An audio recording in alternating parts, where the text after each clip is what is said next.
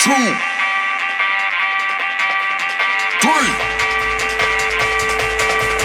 1, 2, 3. Let's go.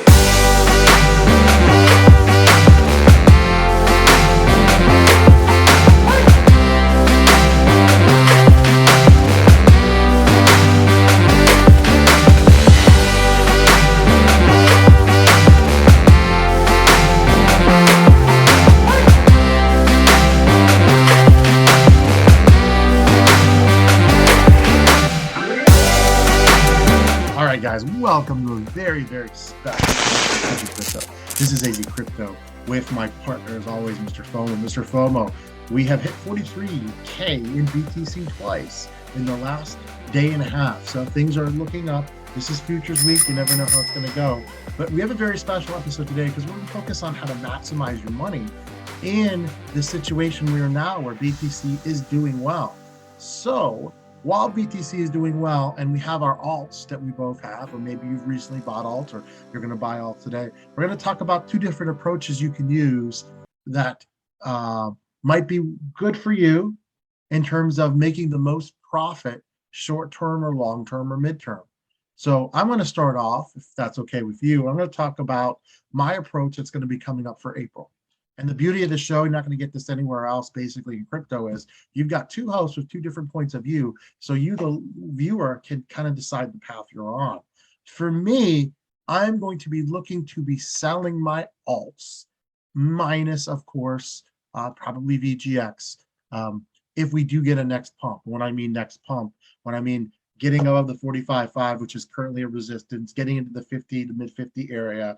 I don't know if I have confidence we're going to hit 60 in April, but anything that gets us above 50, I think we're going to see some strong alt action. In fact, BTC dominance is going down, which means the alts can run even if BTC is not necessarily climbing, as long as it's somewhat stable and it's not dumping. So for me, my approach is going to be to sell my alts and get all of my, now when I was new to crypto, I wasn't doing this. And the reason why I'm selling in April is because I know crypto never goes straight up. That we can guarantee. There are a few things you can guarantee about crypto. One is crypto is never going straight up. There is a very, very high likelihood that this summer we will see BTC fall, whether it's from 50 to 32, whether it's 60 to 35, who knows? But there will be a pretty significant fall because I do not think we're going to have a full bull run until the next halving. We might have some periods of fun like we're starting to experience now, but I don't see a parabolic run. I really don't. We've gone over the factor several times. We're not going to bore you guys with it. So for me, I sell everything in April, let's say 3 weeks from now. June, let's say Luna is hovering around the 70s. Hello, Luna. I've got a gigantic bag. And what I've done during those 2 months is I've put everything in USDC and I've built a gigantic base. And I've given myself a chance to make a lot of money quickly or build a big bag of a coin like Luna and really capitalize a year and a half from now. So it gives me a lot of options. And what I love about this is if I have a huge bag, now that 10% is, let's be honest here for our viewers, 10% of 40,000 versus 10% of 4,000 is a completely different ball game. And when you're talking about buying something low like Luna, 10% can easily happen in 24 hours. Easily. We've seen that so many times. Now you've made a ton of money. You sell, and guess what? You can relax, put that money back in USDC, be patient, and wait for another opportunity. So as you're waiting for the next bull run, you're just accumulating more and more money. You stash in that USD, using Voyager, get your 9%. You're playing the game, and when you are ready to really go in and you feel confident before the next halving, you're going to be in an amazing position. So that is my personal strategy. Now we're going to hear yours. All right. So first, let me sort of rebut a little bit against some of the rebuttals are after, my friend. Don't stick your butt in my plan just yet. All right. So in true FOMO fashion, this is my strategy. Okay. So my strategy includes accumulation. It's not really mine. It's one that I got from my brother. And if you're in the Jupiter area, make sure you stop in the Culinary Cafe or the Parched Pig. But this is more his strategy than anything. And what he will do is he will take a pot of money and set it on a coin. And once he gets a pump in that coin, then he will take his original investment out, or maybe even, a little bit more, depending on how much he gets. But then he'll leave a little bit in that pot. And remember, what's left there is not necessarily your money anymore. That is, and I'm sorry for saying this, somebody else's money that you dumped on, or that you were fortunate enough to purchase from at a low price. And so to me, if you can get free tokens and then sit on those free tokens now, and I will agree, your strategy as far as the timing of the market right now, we're sitting on an April. We usually have a May that's questionable into the summer. The old saying is, go away in May and stay away, and then come back in July. You come back in July and you're going to get those nice prices like last year. That's the old saying, even in the stock market. So I think the timing maybe favors yours a little bit, but in this scenario, you can also sell those off if you have a feeling like that's coming. But the reason I feel like it fits me more is because it leaves me exposed to these tokens in case of some sort of parabolic run, or let's say April, we can argue bear market, bull market, when there's going to be an altcoin season or whatever. But let's say we do get an altcoin season all of a sudden. For some reason, the reins are taken off and the market runs, and then we get an altcoin season. Are you there to experience some of those gains? I mean, you're also, if we have a black swan event, you're also not there to experience some of those losses. But for me, long term, if I can accumulate free tokens, then 4 or 5 years down the line, even if I've suffered through a few black swan events, I can DCA if I want. But at the end of the day, I've gotten those free tokens. I don't have to come back at the end of that run or at the end of that bear market and accumulate in all these different projects.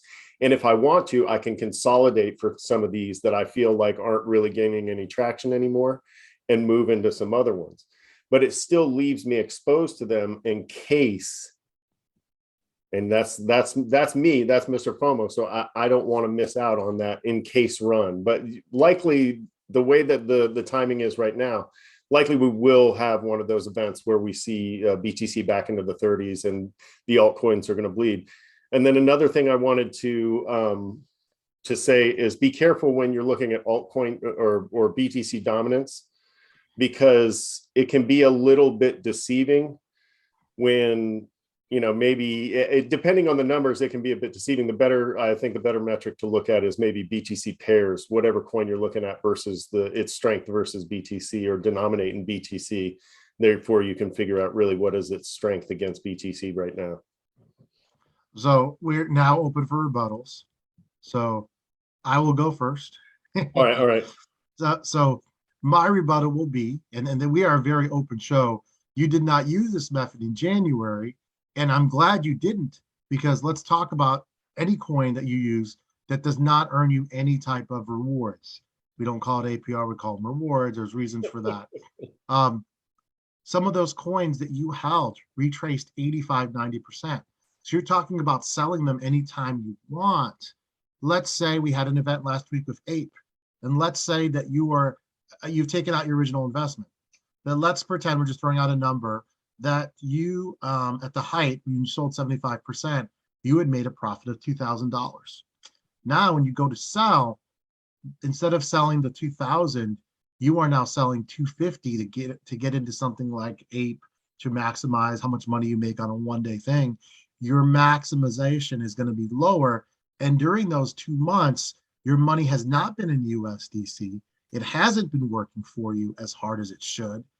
So my rebuttal to you is, you are leaving a lot of money on the table. Yes, I agree with you. Timing the market is almost impossible. But again, what I am saying is there will always be dumps. Nothing is going up forever. If you think that, for example, DOT is going to 40 next month and it's going to be 60, 80, 100, if you're new, that's not the way crypto works. So if you got DOT as I am in that dot project, and I don't remember if you are or not, we don't give away all our secrets, but it gets an amazing 12%. So maybe that's not the best example. But if I've got dot at 50 and I take out my original investment, I'm going to probably slowly watch those gains deteriorate greatly. And I don't know when I want to sell dot. You know what I mean? I don't know when other opportunities pop up. And now I can wait until the market returns. But what if I do want more liquidation? I don't have it. And so for me, I think it actually gives you a little bit less freedom. And you're saying you don't want to miss out on the coins. It's easier for them to track. One of the things we can tell our viewers is you can buy it. You can put $10 in a coin and it'll show up and you don't have to search for it. I mean, it sounds like a really simple, easy thing to do, but I've actually done it a few times. And then when it goes down, you put your money in, you're still getting pretty much the same price because you put so little in. And when you see it start going up, you can make a decision to put more in. So that's my counter, and then you're free to counter. So my rebuttal to that really, and I think that kind of like, I think that your strategy of selling at some point is a sound strategy, and I think that when you're rebutting mine, I think that you're assuming that I would never sell these coins, and I think that it's not necessarily true, because if I had seen the fall off that we see, it wasn't like it fell off one day and then it was it was just top to bottom in one day. That was something that happened over the course of several weeks. And so if you see something like that happen, and it wasn't like we weren't aware of what the climate of the world was. We had tanks amassing on Ukrainians on the border of Ukraine. We had a lot of things going on. There was a lot of uncertainty with the Fed. And so you could have likely seen that there's a lot of uncertainty here. Let me go ahead and pull my money and put it into a safer store of value. So I think that, yeah, again, the timing of this conversation probably favors yours. But then also you were talking about, you can put $10 here or $10 there to sort of placehold coins, but that's your $10 still. If you do it my way, you're borrowing somebody else's cash. Okay. And having a placeholder. Would you rather lose 30% of $10 or 30% of 5,000 or 2,000 or 1,000 or 500 or even a couple hundred? Even that. Now you are going to gain that money back, but you have to wait for the market to recover to get that money back. And that's what I'm saying. Right. And I can also DCA in that event. Let's say, and that could happen. That's not an unlikely. Some of our viewers might go, wow, 30%. What's he talking about here? That's crypto. 10% can happen in a day and in the an hour. Right. An hour. So, I mean, I looked at Eternity Chain the other day, half an hour late, and it had pumped 55% and fallen right back to the price. So that's crypto. So that's realistic. But at the same time, I can DCA with that $10 that you had put in later, or that you had put in and you lost the 30% of, just like me. And then that's my $10. That's my skin in the game on top of somebody else's money. I still feel like timing is everything. Like if you're looking at the market, if you see news that this crazy new variant is spreading across the world, or that, unfortunately, like some of the news is actually saying that China is preparing to invade Taiwan, then be a little bit more risk off. Don't be risk on. But if you don't think that accumulation is a risky strategy, then why not?